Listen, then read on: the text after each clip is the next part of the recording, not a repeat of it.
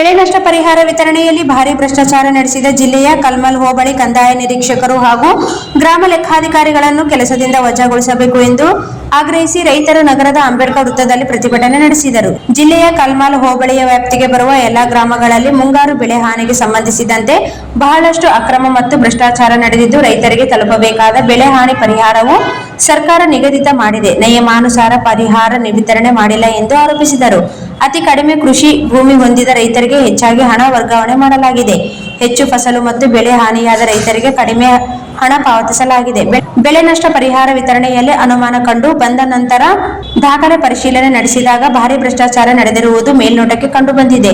ಮರ್ಚೇಟಲ ಗ್ರಾಮದ ಒಬ್ಬ ರೈತನ 20 ಗುಂಟೆ ಬೆಳೆ ನಾಶ ಪರಿಹಾರಕ್ಕೆ 22,000 ರೂಪಾಯಿ ಜಮೆಯಾಗಿದ್ದು ಕಂಡು ಬಂದಿದೆ. ಇದೇ ರೀತಿ ದಿನ್ನಿ ಗ್ರಾಮದಲ್ಲಿಯೂ ಸಹ ಬೆಳೆ ನಾಶವಾದ ಬೆಳೆ ಹಾನಿಯಾದ ರೈತರ ಖಾತೆಗೆ ಹಣ ಜಮೆಯಾಗದೆ ಬೆಳೆಯ ಹಾನಿಯಾಗದೆ ರೈತರ ಖಾತೆಗೆ ಹಣ ಜಮೆ ಮಾಡಿರುವುದು ಸಹ ಕಂಡು ಬಂದಿದೆ ಎಂದು ದೂರಿದರು. ಕಲ್ಮಲ್ ಹೋಬಳಿಯ ವ್ಯಾಪ್ತಿಗೆ ಬರುವ ರೈತರಿಗೆ ಅನ್ಯಾಯವಾಗಿದ್ದು, ಅದಕ್ಕೆ ಸಂಬಂಧಿಸಿದಂತೆ ಈ ವ್ಯಾಪ್ತಿಯಲ್ಲಿ ಕಾರ್ಯನಿರ್ವಹಿಸುವ ಅಧಿಕಾರಿಗಳ ನಿರ್ಲಕ್ಷ್ಯ, ಬೇಜವಾಬ್ದಾರಿತನ, ಭ್ರಷ್ಟಾಚಾರ ಸ್ಪಷ್ಟವಾಗಿ ಮೇಲ್ನೋಟಕ್ಕೆ ಕಂಡುಬರುತ್ತದೆ.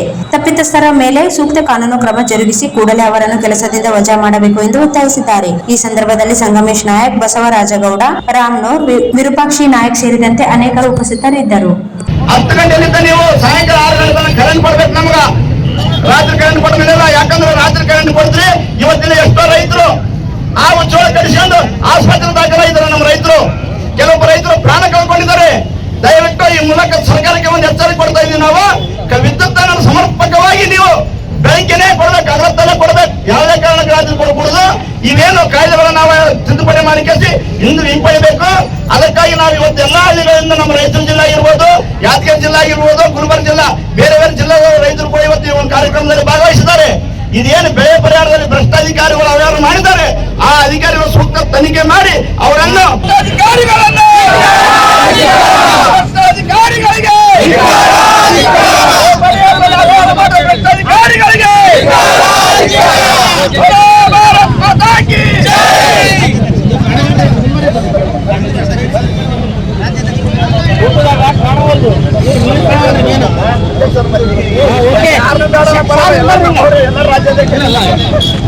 Okay start.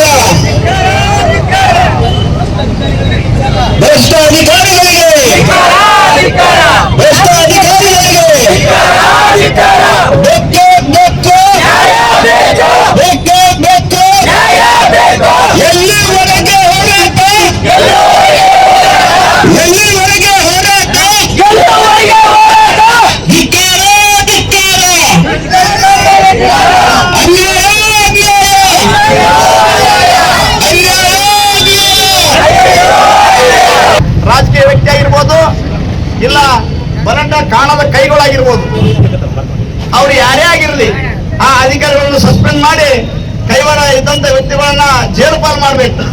ಇಲ್ಲಾಂದ್ರೆ ನಮಗೆ ನ್ಯಾಯ ಸಿಗೋ ತನಕ ನಾವು ಹೋರಾಟ ಬಿಟ್ಟು ಎದ್ದೇಳೋದಿಲ್ಲ. ಅದ ಒಂದು. ಮತ್ತೆ ಕೇಂದ್ರ ಸರ್ಕಾರ ಆಮದು ರಫ್ತು ಮಾಡಿಕೊಂಡಿದೆ ಅಮೆರಿಕ ಜೊತೆ. ಅದು ಏನಪ್ಪಾ ಅಂದ್ರೆ ಅಲ್ಲಿರ್ತಕ್ಕಂಥ ದವಸ ಧಾನ್ಯಗಳಂತ ನಮ್ಮ ಭಾರತ ದೇಶದಲ್ಲಿ ಮಾಡಿದ್ರೆ ನಾವಿಲ್ಲಿರ್ತಕ್ಕಂಥ ರೈತರು ಬೆಳೆಗಳಿಗೆ ಬೆಲೆ ಸಿಗ್ತಾ ಇಲ್ಲ.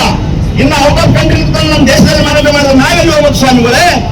ದಯವಿಟ್ಟು ಅದನ್ನು ಹಿಂಪಡಿಬೇಕು. ಮತ್ತೆ ವಿದ್ಯುತ್ ಖಾಸಗೀಕರಣ ಮಾಡ್ತಾ ಇದ್ದೀವಿ. ನೀವು ಇವತ್ತಿಲ್ಲಿ ಫ್ರೀ ಕರೆಂಟ್ ಇದ್ರು ಕೂಡ ನಮ್ಮ ಮೋಟರ್ಗೆ ಕರೆಂಟ್ ಸಿಗ್ತಾ ಇಲ್ಲ. ನೀವು ವಿದ್ಯುತ್ ಖಾಸಗೀಕರಣ ಮಾಡಿದ್ರೆ ನಮ್ಮ ರೈತರಿಗೆ ಕರೆಂಟ್ ಎಲ್ಲಪ್ಪ ಸಿಗ್ತದ? ಆ ಸಹಿಯನ್ನು ಹಿಂಪಡಿಬೇಕು. ಮತ್ತು ನಮ್ಮ ರೈತರಿಗೆ ಇವತ್ತಿಲ್ಲೇ ಬೇಸಿಗೆ ಕಾಲ ಬಂದಾಗಿದೆ, ನೀರು ಸಾಲ್ತಾ ಇಲ್ಲ ಮೋಟರ್ಗಳಲ್ಲಿ. ಅದಕ್ಕಾಗಿ ಎಲ್ಲಾ ಕೆರೆಗಳಲ್ಲಿ ನೀವು ಈಗ ಈ ಬೇಸಿಗೆ ತಂದ್ರೆ ಎಲ್ಲ ಕೆರೆಗಳಲ್ಲಿ ನೀರು ತುಂಬಿಸ್ಬೇಕು. ನೀರು ತುಂಬಿಸುವ ಮೂಲಕ ನಮ್ಮನ್ನ ಅಂತರ್ಜಲ ಹೆಚ್ಚಾಗಿ ನಮ್ಮ ಬೋರ್ಗಳಿಗೆ ನೀರು ಹೆಚ್ಚಾಗ್ತದ. ಮತ್ತೆ ಅದರಿಂದ 12 ತಾಸು ಕರೆಂಟ್ ಕೊಡಬೇಕು. ಈಗೇನು ನೀವು 6 ತಾಸು ಕರೆಂಟ್ ಕೊಡ್ತೀರಿ, ಆ ಕರೆಂಟ್